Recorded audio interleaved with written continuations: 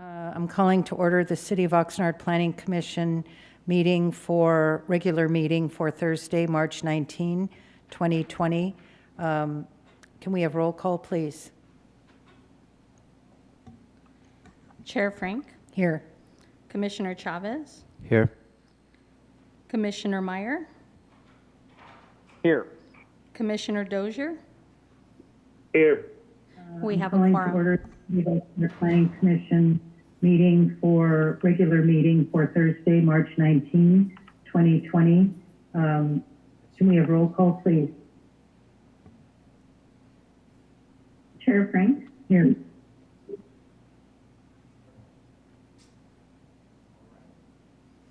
Okay, thank you very much. As you may notice, we're having some of our commissioners appear by telephonic conferencing, and this is done pursuant to Governor Newsom's executive order, capital N-25-20, allowing that members of the Planning Commission or staff may participate in this fashion. So that's how we're conducting our meeting tonight. We do have a quorum, so we will proceed. Commissioner Chavez can lead us in the pledge. Place your right hand over your heart. Ready? Begin. I pledge allegiance to the flag of the United States of America and to the republic for which it stands, one nation, indivisible, with liberty and justice for all. Thank you very much. We'll move to item C, public comments.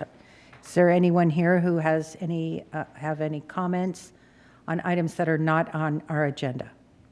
I have no speaker cards and I don't see anyone coming forward, so I will now close public comment. We'll move to our consent agenda, which is approval of our February 20, 2020 minutes. Has everyone had an opportunity to review those? Yes. Okay. Yes. Anyone have any changes or corrections, additions, deletions? Chair, this is Commissioner Dozier. I'd like to abstain. I was late. Okay. So do we have a quorum to vote on these minutes? We need everyone except Chavez, Dozier, and Fuhring, who were not present. So we have Sanchez, me, Dozier, Meyer, that's 4. So can I have a motion to approve? I'll move to approve. Second.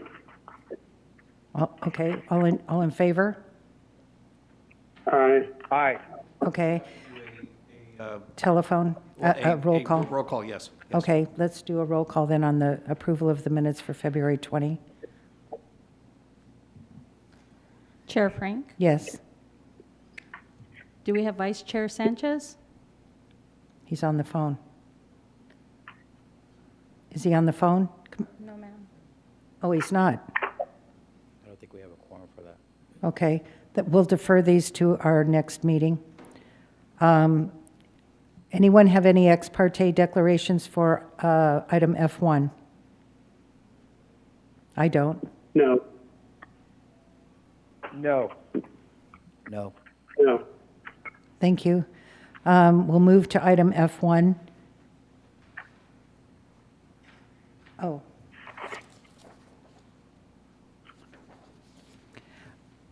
Going back to the minutes, this will give planning staff the opportunity to make the correction of the planning and zoning permit number, since the approval of those minutes are being deferred. Thank you. Moving to public hearing, item F1, Palms Medical Plaza subdivision, planning and zoning permit numbers 19-300-02, which is a parcel map waiver, and 19-520-02. It's a minor special use permit. Planner is Paul McLaren. Mr. McLaren. Thank you, Chair Frank. Thank you, Commissioners. This project tonight is a parcel map waiver of an existing building located at 1901 Outlet Center Drive. It's PZ number 19-300-02 and 19-520-02, which would be a minor special use permit.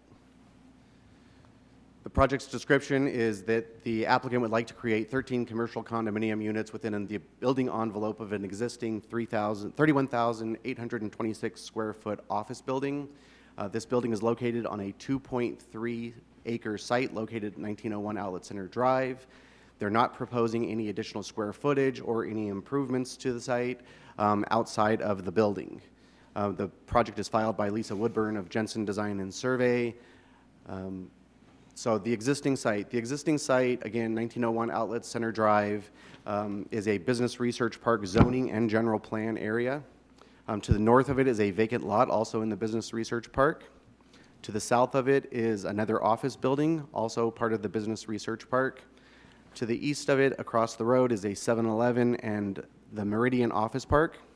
And then to the west of it, also in the business research park, is Kaiser Permanente Hospital.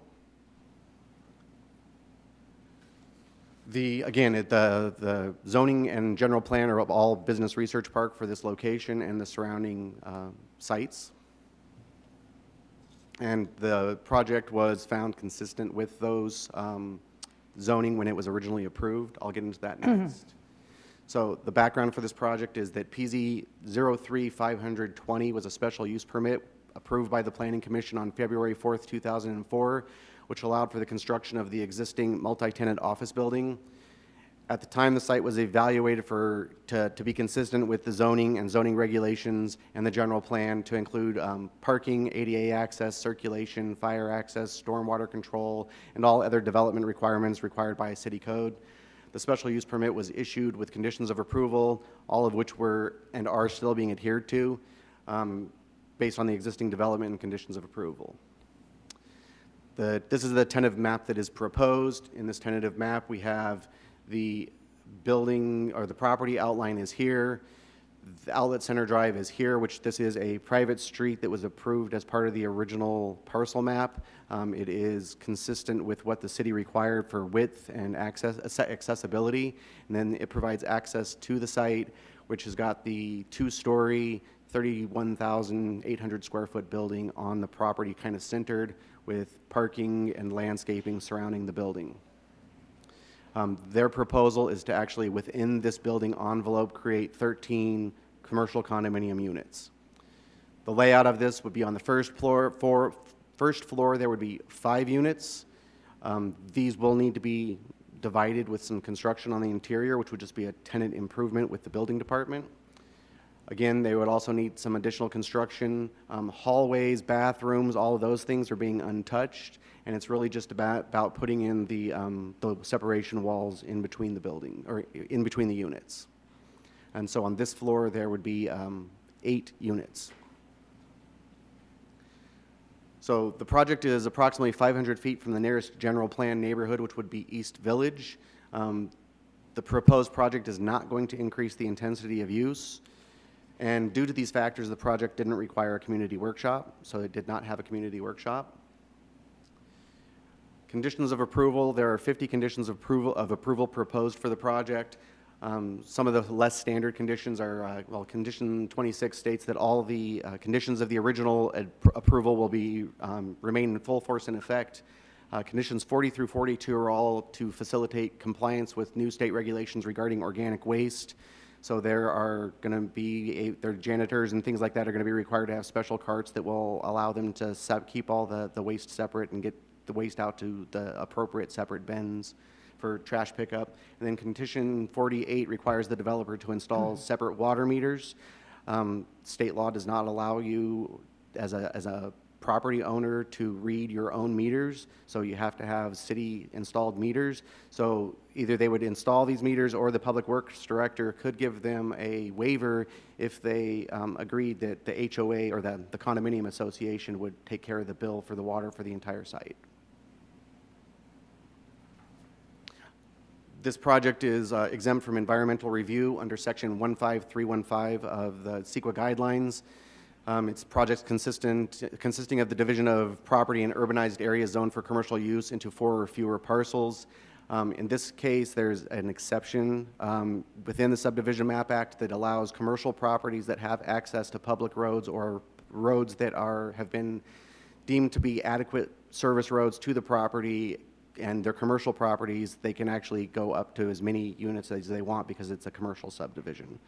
So that is an exception within the CEQA guidelines, or the Exemptions. the Environmental Quality Act. So the staff's recommendation is that the Planning Commission approve the project as submitted, finding the project to be categorically exempt from environmental review pursuant to the CEQA guidelines, and adopt resolution, a resolution for planning and zoning permit numbers 19-300-02, parcel map waiver, and 19-520-02 on minor special use permit, subject to certain findings and conditions.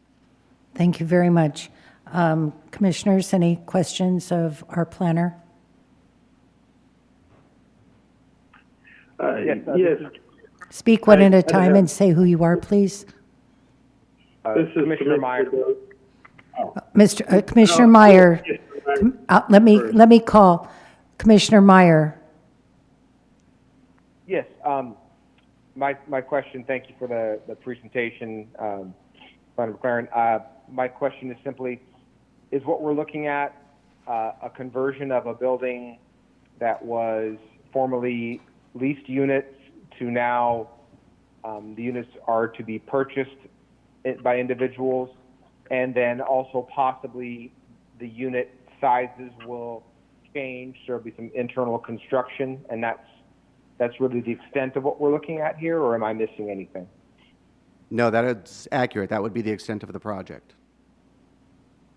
Great, thank you. Commissioner Dozier.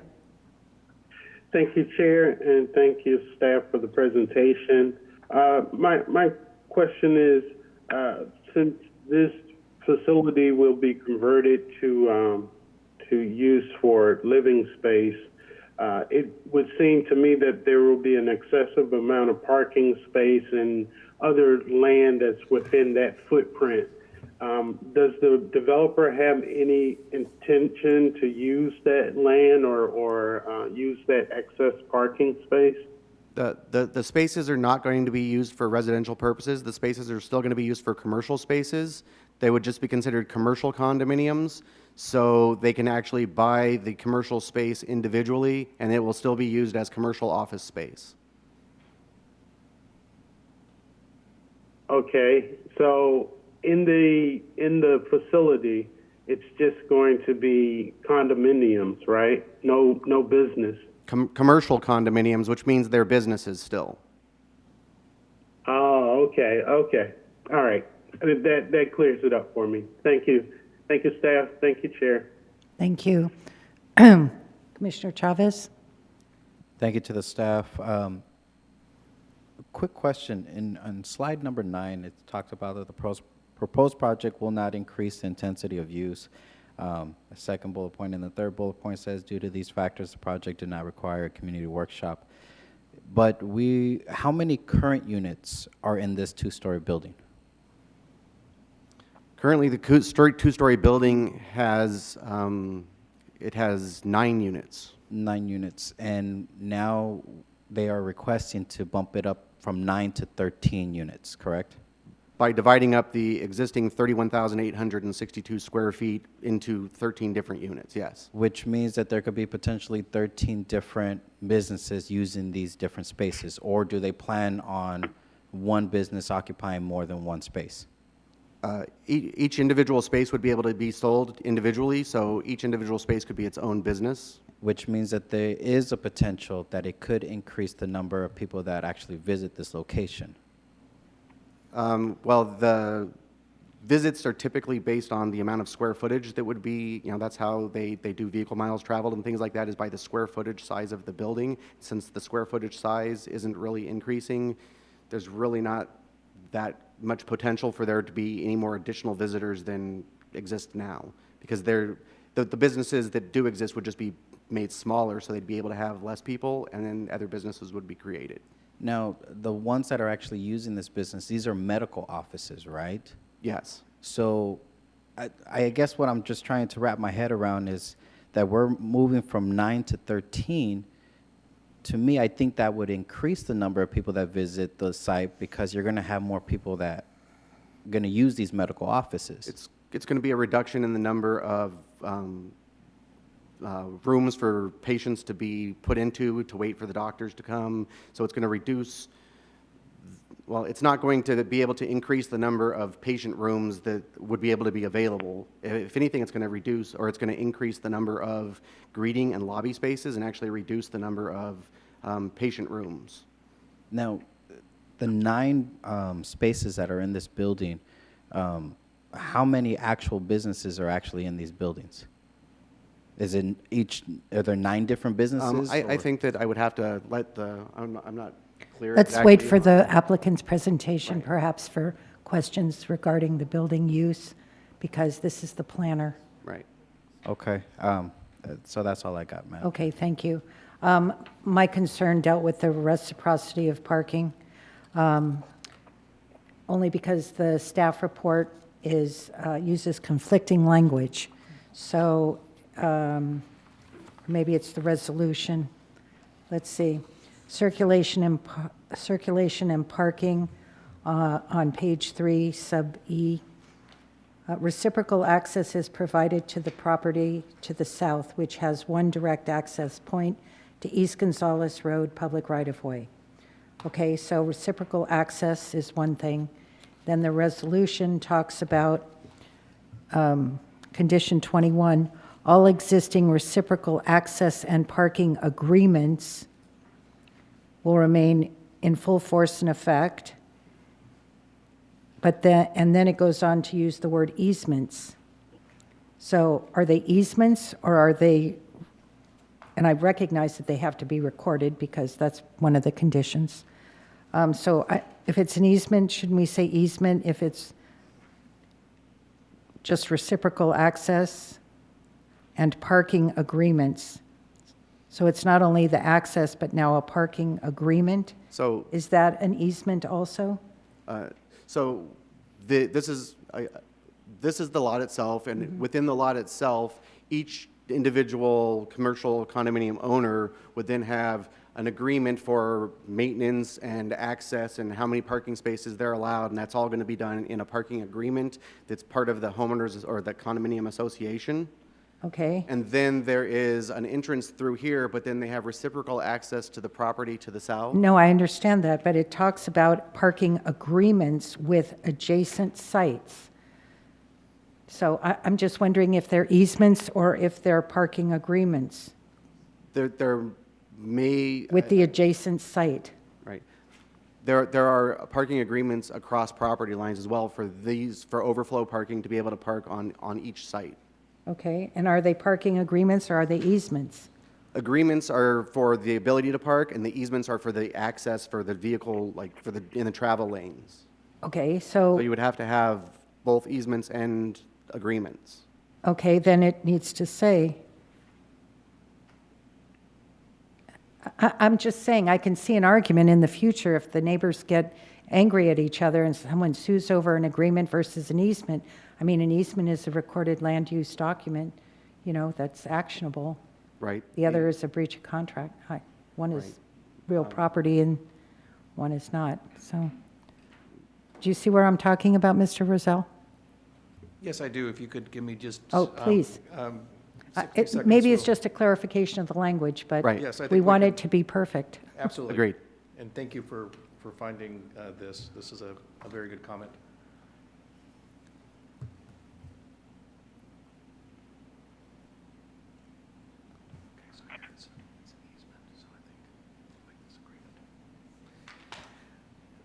Okay, I've had a chance to take a look at this because,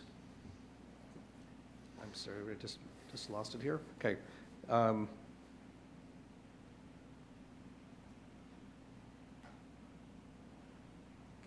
sorry.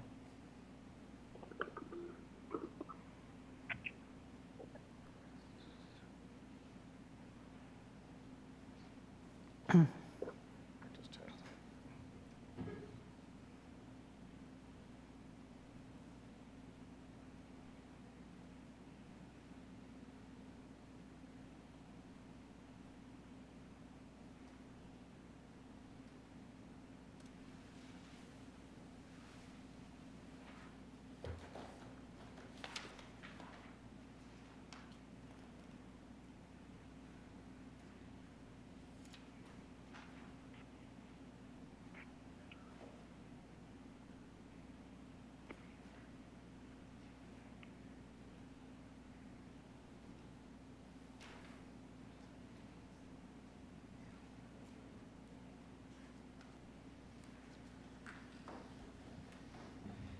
I apologize for the delay. I think to address the issue, if you look on condition number 21, which is the top of the page, that first line, you would change the word easements to agreements. And on the third line from the top, you would change the word easements to agreements again. Yeah, but agreements aren't vacated. That is a good point.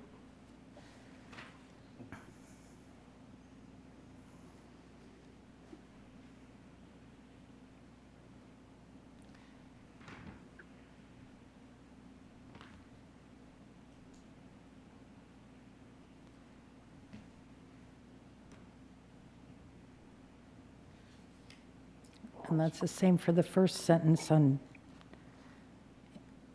that page, on 21.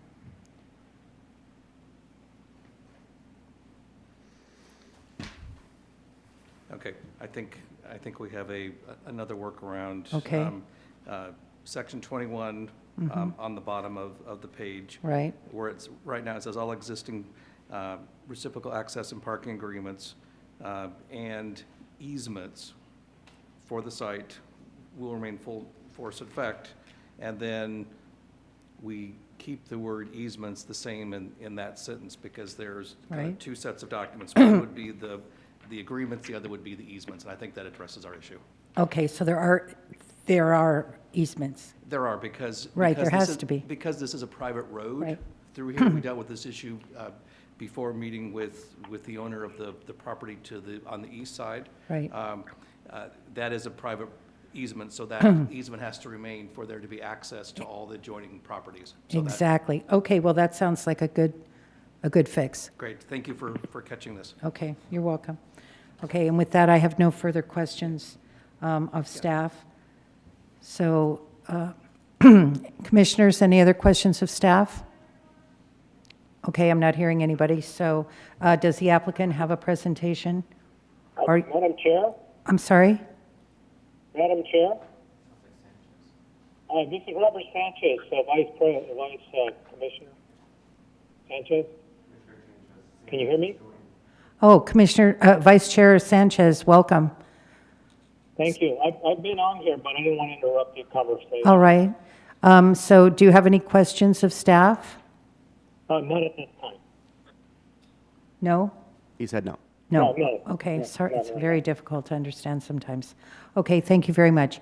Applicant, do you have a presentation or you're just available for questions?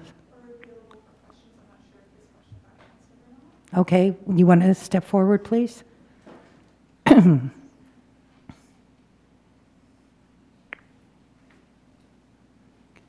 Can you tell us your name, please?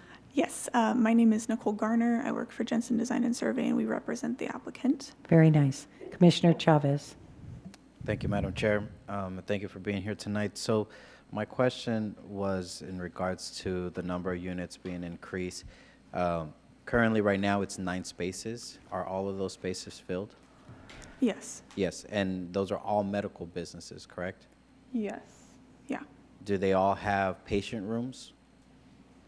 I believe so, yeah. And do Well, if you're going to speak, why don't you come Sorry. up to the podium as well so that we have a recording of what you're saying because you're not being recorded sitting in the audience seat. So can you give us your name, please? Gabrielle Fulner. the mic? Use your microphone.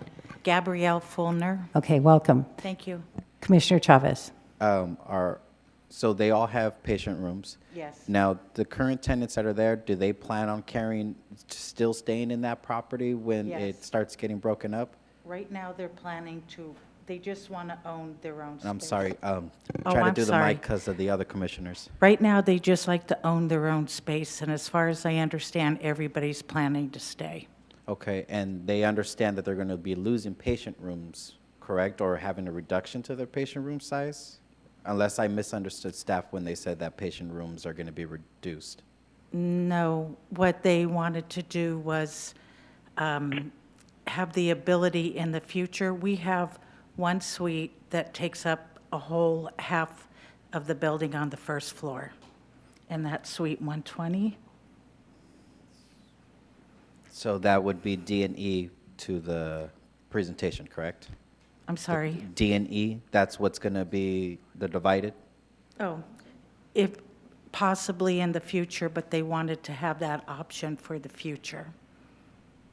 Okay, I guess ultimately what was trying to get at in the beginning was the number that this property is going to be impacted by, because 9 to 13, that's a few additional businesses going in there. You're going to have a little bit more foot traffic because, Gonzales Road is considered the medical lane. So for slide 9 to say that there would not be any increase of intensity of use, I find that a little unlikely. Well, right now, if they did decide in the future to subdivide it, then they would have smaller spaces, yes, to answer your question. So you're asking me a question I don't know if I can answer for you. I'm So sorry. now I'm confused. Are by you, saying that. Commissioner, are you concerned about the parking? I'm concerned about the parking that's in this area. Okay, and maybe then the- staff, could you advise on what the parking requirements are for a building with this square footage? 'Cause maybe that, because I didn't see that addressed, actually. Just a moment, please. If we could also potentially ask the applicant a question for clarification, could you tell us right now the number of different medical office practices in the building? Sure. On the first floor, there's 3 different practices. Okay. And on the second floor, there's 200, 210, 220, 230, 240, 250, 260. So there's 7 on the second floor. Okay, so right now, as of today, there are 10 different medical practices? Yes. Is that correct?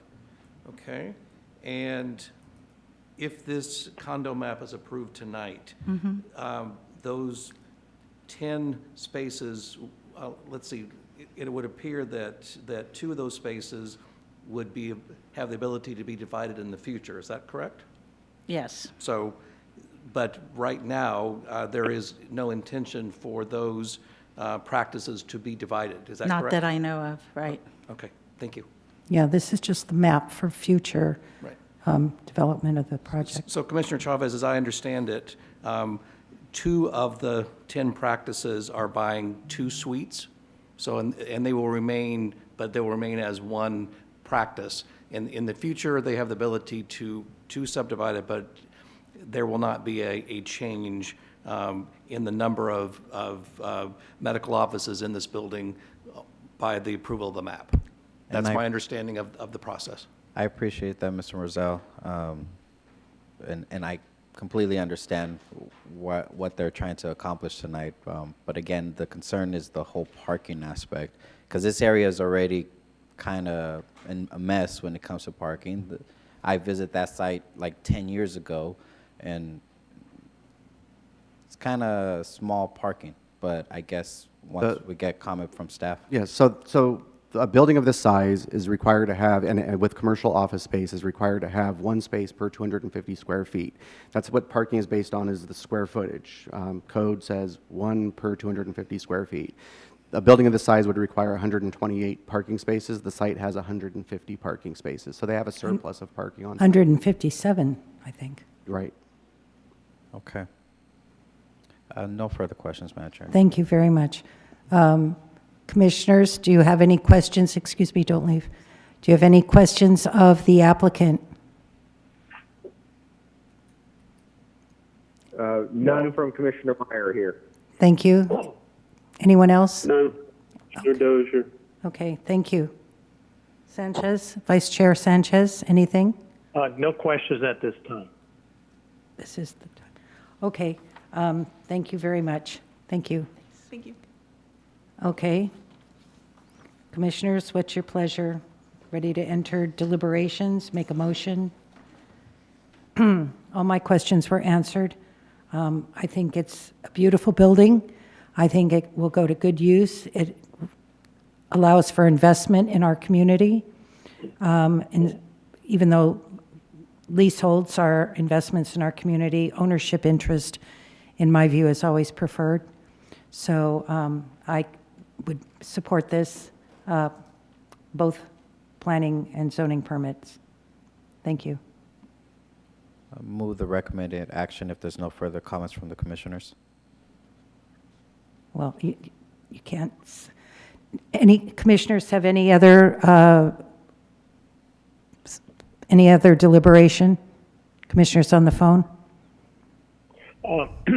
Just my comment is that I agree with you, Madam Chair, that this is a good project that's going to be very beneficial for community.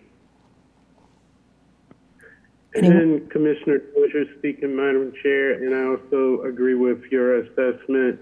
Ownership is always preferred. Okay. Thank you very much. I think now we can make a motion. Commissioner Chavez has made the motion to approve the recommended action with the modifications. Yes, sorry, Madam Chair. Move the recommended actions with the modifications to The resolution. the resolution number 21, agreement versus easements. I'll second. Roll call. Commissioner Chavez, Aye. Chair Frank, Yes. Vice Chair Sanchez, Yes? Commissioner Meyer, Yes. Commissioner Dozier. Yes. Motion passes. Thank you so much. Thank you for coming in. You're free to go if you like. All right, we'll move to item G on our agenda, study sessions / reports. Nothing? Thank you. Planning Commission business?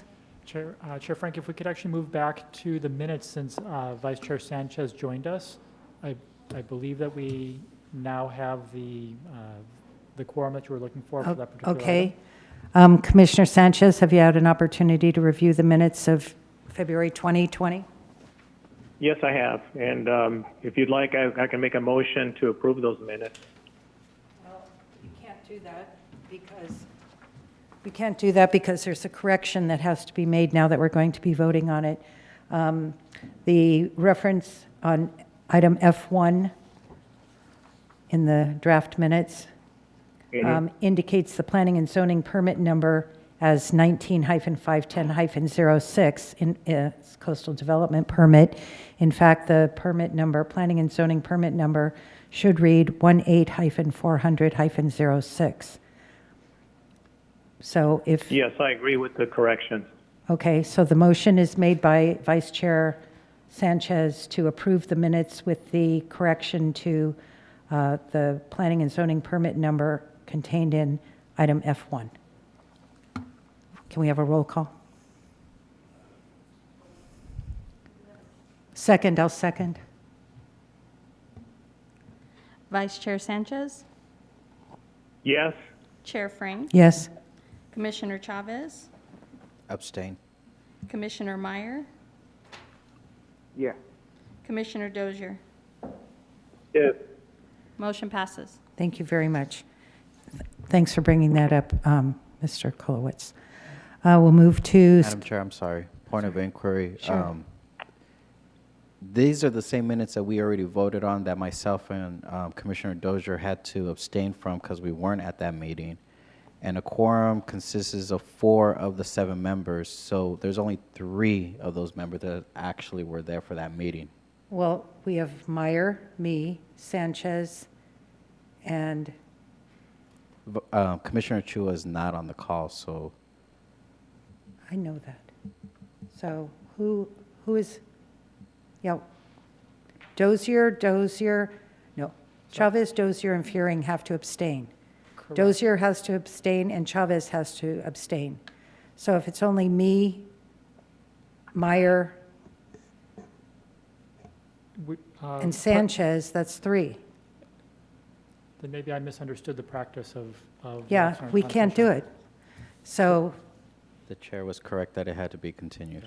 Then we shall strike that vote and simply show And that just we're move- continuing it to the next agenda. and we'll go to, yeah, perfect. Okay, Moving to item G on our agenda, study sessions or reports. No study sessions? Okay, Planning Commission business.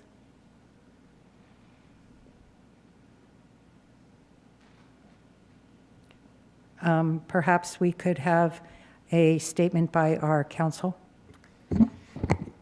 Yes, City Manager Alex Nguyen asked that I provide this update. As you know, on March 13th, the city manager, acting as the Director of Emergency Services, declared the existence of a local emergency. And on March 17th, the City Council adopted a resolution which proclaimed that emergency and ratified the Director's proclamation. And this evening, the Director issued order number 20-02. And under that order, the following city practices, requirements, and regulations applicable to residents and businesses are suspended. And these include the following. It removes the restrictions on hours of delivery to establishments that provide food and essential products, such as medicine, to the public. It also removes the restrictions on drive-through hours on establishments that provide food and essential products, such as medicine, to the public. It removes the parking restrictions relating to street sweeping. It removes the requirement for report of building records prior to the sale of exchange of real property. It removes the penalty for late renewal and application for business license certificates. It terminates the termination of city utility services for payment delinquencies and imposition of penalties for late fees. So in essence, during the period of this local emergency, the city will not be terminating utility bills for late payment, and they will not be imposing penalties for late fees. And the final item is that they will be removing the requirement that the contractors hold a valid business license as a requirement for the issuance of building permits. And these waiver of these regulations will remain in effect while this local emergency remains in effect. So we just wanted to make sure that the Planning Commission was aware of that, as well as the members of the public that are watching this meeting tonight. And that those orders are posted where online? These are being signed by the city manager as we speak. It will be posted online in the morning. Okay. But we wanted to just get this out here. These are important items. We want, given how devastating this is for our community, a lot of our residents, we wanted people to understand the steps that the city is taking to assist during these very difficult times. Very good. Thank you very much. Madam Chair, a Commissioner question to the Chavez. council. Mr. Rosell, when did these go into effect? Literally, as I was walking to this meeting, the city attorney was finalizing the drafting. I anticipate they've been signed by now, but they will be posted on the city's website no later than tomorrow morning, excuse me. But we wanted this information to be out there. I appreciate that. For items B and C, do you know what those restrictions are? A good example was when we approved the Aldi's, the Planning Commission approved the Aldi's at Rose and Gonzalez. There were certain restrictions on when the delivery trucks could make deliveries because of the residential uses directly adjacent. But because of the importance that the stores are fully stocked for our residents, we wanted to take away any impediments to allow those deliveries. I think it's also important for our pharmacies that also sell food products as well as medicine and other supplies that we don't want to put restrictions on when those deliveries can arrive. So these are really important given the problems we're having in grocery stores, especially throughout the county, that certain supplies are not there. So we want to make sure that our residents have access to those items as soon as possible. Great, so it's a suspension. Yes. Thank you. Appreciate that. But once the emergency's over, then it'll go back to the normal course. hours. But just for this emergency, as long as it remains. I appreciate that. Thank you, Madam Chair. Moving to item I on our agenda, community development staff updates.